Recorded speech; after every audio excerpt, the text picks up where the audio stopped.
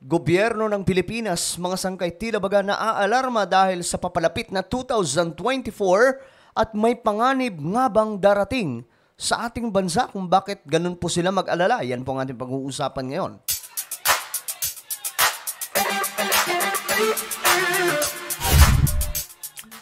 Magandang oras po sa lahat ng ating mga kababayan, sa lahat po ng mga taga-subaybay dito sa Sangkay Janjan TV, lalong-lalo na po yung mga solid sangkay. Anyway, before we start, mga sangkay, pakisubscribe po muna yung ating YouTube channel. Ayan po sa baba ng video na to, kung bago ka pa lang po sa ating channel, makikita nyo po dyan yung subscribe button. Pindutin nyo lamang po yan, tapos i-click nyo yung bell at i-click nyo po yung all. At kung kayo ay nanonood sa Facebook, huwag nyo pong kalilimutan na i-follow ang ating Facebook page. At eto mga sangkay, may papagawa po ako sa inyo sa mga nanonood sa Facebook.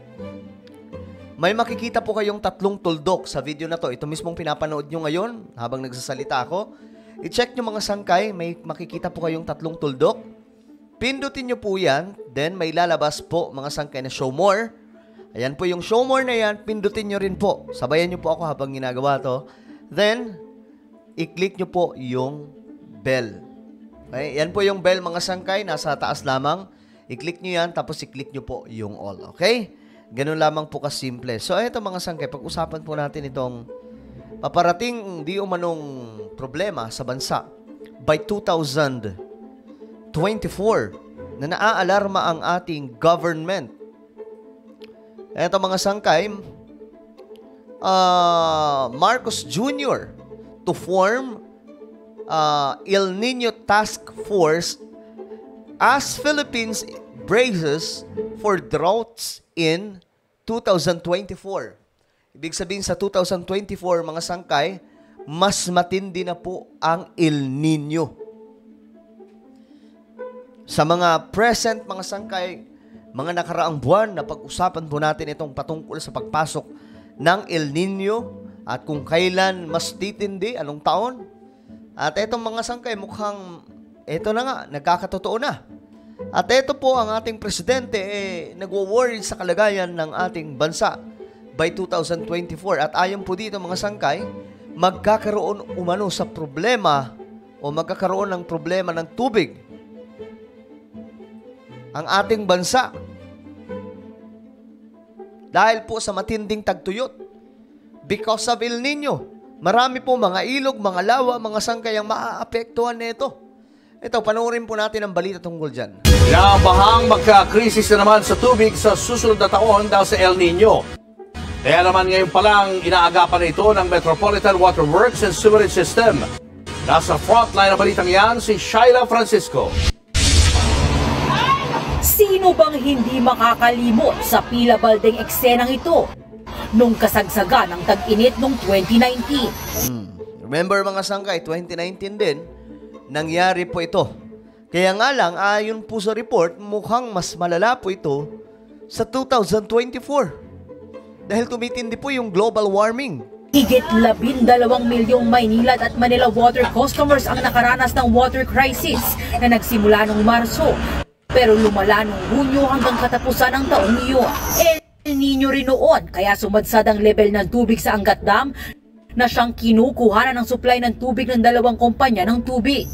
Ang kalbaryong yan, pinangangambahang maulit ngayong may banta ulit ng matinding tagtuyo. Ayun na nga. Ngayong araw, nasa 213.24 meters ang level ng tubig sa Angat Dam na mas mataas kumpara kahapon. Sa level na ito, kaya naman daw mapunan ang kailangang demand sa tubig hanggang ikalawang quarter ng 2024 kung kailan nakikitang magtatagal ang El Nino. Pero babala ng DNR. May babala mga sangkay. Ibang usapan na raw kung mas magtatagal pa dyan ang matinding tagtuyot. If the El Nino event next year progresses, intensifies, or even extends further than June, then it will be a major problem for Metro Manila. Nako. So ang unang maaapektuhan dyan mga sangkay, Metro Manila. Pagdating po sa tubig. Pero tingin ko hindi lang Metro Manila ha. Kasi kung mas titindi po itong sinasabing El Nino sa 2024, isa sa maaapektuhan dyan, not just Metro Manila, but many provinces, mga sangkay na doon pinagkukunan ang mga pagsasaka, yung mga produkto dahil po sa pagsasaka. Diba? So, pag naapektuhan po yung mga magsasaka sa Pilipinas, paano na ang magiging suporta natin? Suporta ng ekonomiya, suporta ng pagkain, produkto, mga sangkay. Ang bihira, malaking problema ito by 2024. At I am praying, mga sangkay, na sana hindi po magkatotoo itong mga nakikita ng mga eksperto na by 2024 magkakaroon po ng krisis pagdating po sa tubig dahil nga po sa El Nino. Nakaraan nga ng mga sangkay na ibalita na rin po natin yan na may marami sa mga yelo natutunaw na dahil sa global warming. Tapos eto na naman mga sangkay, pambihira. Sa tansya ng Metropolitan Water Works and Sewerage System o MWSS, posibleng bumaba pa sa 180 meters ang level ng Angat Dam sa pagtatapos ng June 2024. Minimum operating level yan ng dam kung saan hindi na binibigyan ng supply ang irigasyon dahil nakatuon muna sa pagsusupply ng tubig sa mga bahay sa Metro Manila. Pero tiwala ang MWSS na handa sila. Hindi po natin masasabi ngayon yung magiging epekto po sa ating customers. May possible po na bawasan yung ating allocation from Angat Dam. So kung mabawasan po yung allocation natin from Angat Dam, ay nakaprepare po kami. Isang taon po natin itong pinaghahandaan at nakapag-ipon po tayo this year at umabot pa nga ng above our target elevation na 212 meters. So meaning, magiging kampati tayo.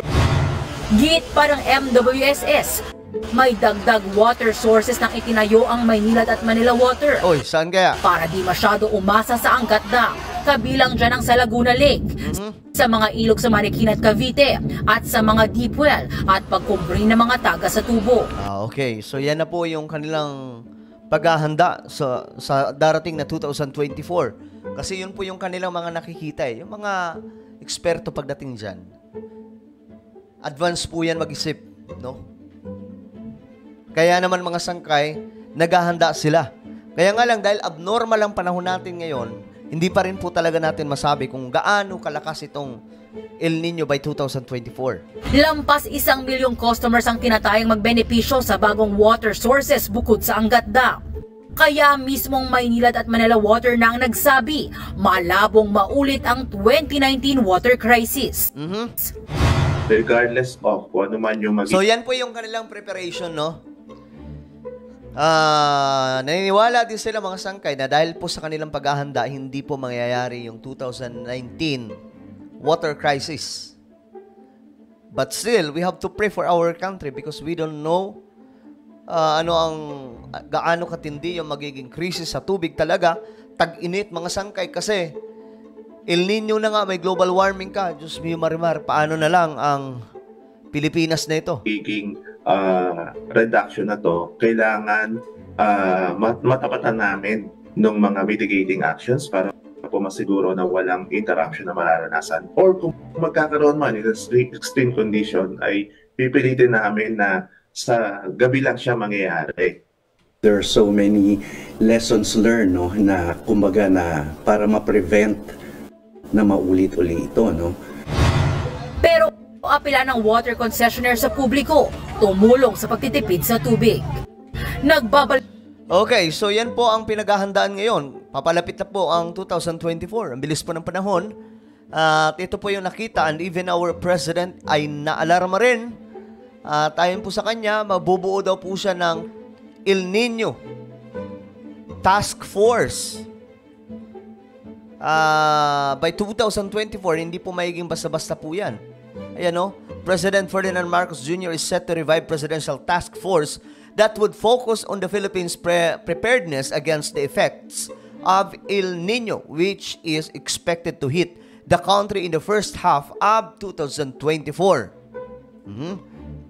Marcos Jr. will sign an executive order which will reactivate a similar task force formed in 2001.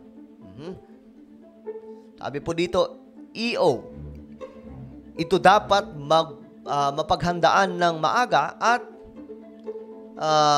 masolusyonan ng mabilisan ang magiging intervention at patuloy na monitoring at paghahanda sa maaari maging epekto ng El Nino.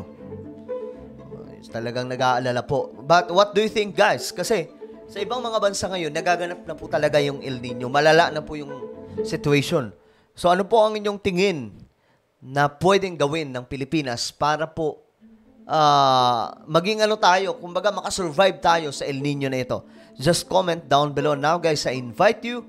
Mayroon po akong Facebook page para lamang, not Facebook page. Facebook group, private ito mga sangkay. Exclusive lamang para sa mga solid sangkay. Okay? Hukbong solid sangkay. Kung ikaw ay talagang legit, 101% na solid sangkay, pumunta ka po dito sa Facebook, i-search mo lang ang Hukbong Solid Sangkay at lalabas po ito. Okay? Then, mag-join group po kayo at i-approve po kayo ng mga admin. At syempre, mag-sign kayo lahat ng questions doon, sagutan nyo kasi kapag may kulang kayo ng sagot, hindi kayo ma-approve. Okay? Marami nakatambak doon, hindi na-approve kasi wala naman pong agreement na nakalagay doon. Hindi po na-signan eh. So, ako na po ay magpapaalam hanggang sa muli. This is me, Sangkay Janjan. Palagi niyo pong tatandaan that Jesus loves you. God bless everyone.